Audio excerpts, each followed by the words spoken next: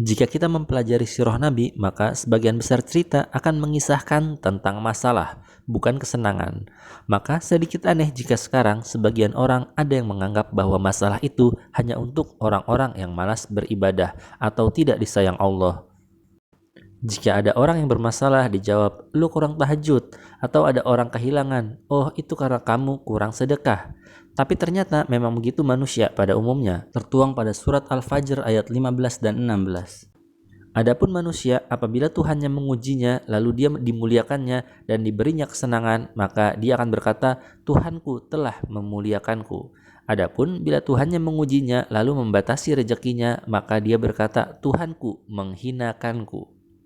Semua ujian yang ditimpa manusia sudah pernah dialami oleh para nabi dan sahabat.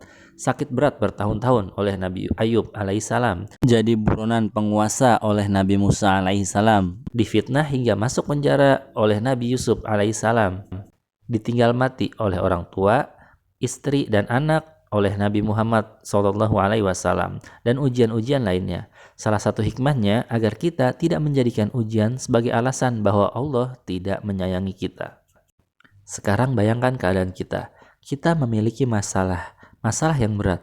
Lalu kita berpikir dan berusaha keras untuk menyelesaikan masalahnya dengan anggapan setelah masalah ini selesai, kita menjadi lebih tenang dan lebih senang. Padahal, apa yang terjadi?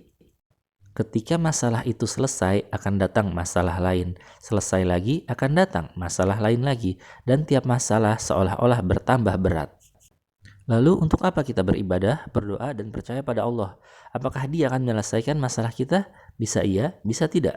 Selama hidup, masalah tidak mungkin hilang. Jika dengan doa dan ibadah masalah langsung hilang, maka Nabi Yakub tidak perlu sedih bertahun-tahun untuk menunggu anaknya, Nabi Yusuf alaihissalam. Rasulullah SAW nggak perlu perang dan menghadapi ujian lain. Begitu pula para nabi dan orang-orang soleh lainnya. Masalah terjadi sepanjang hidup kita. Masalah berat adalah untuk orang yang dekat pada Allah. Lalu apa yang Allah berikan pada kita? Pada hambanya yang percaya dan berdoa padanya. Orang lain mungkin berkata, Allah nggak sayang kamu, Allah membencimu pada saat kamu dapat masalah. Atau bahkan kita sendiri yang beranggapan bahwa Allah sedang menghukum kita. Tapi di saat itu, saat kita dalam masalah berat, jika kita tetap percaya pada Allah dan terus menjaga doa dan ibadah-ibadah lainnya, maka jawaban ada pada surat At-Taghabun ayat 11. Allah akan memberimu petunjuk pada hatinya. Allah membimbing mereka yang tetap beriman padanya meski mendapat musibah. Apa artinya? Hatimu akan damai, tentram, tak peduli apa yang terjadi. Kamu bisa tersenyum dan orang-orang akan bilang, "Kamu kenapa? Kok kamu gak sedih?" Berapa banyak orang yang dengan uangnya bisa membuat hidupnya senyaman mungkin, tapi memilih bunuh diri, menderita masalah mental, atau apapun yang mereka alami. Bukankah sebagian besar orang menderita lebih parah dari mereka?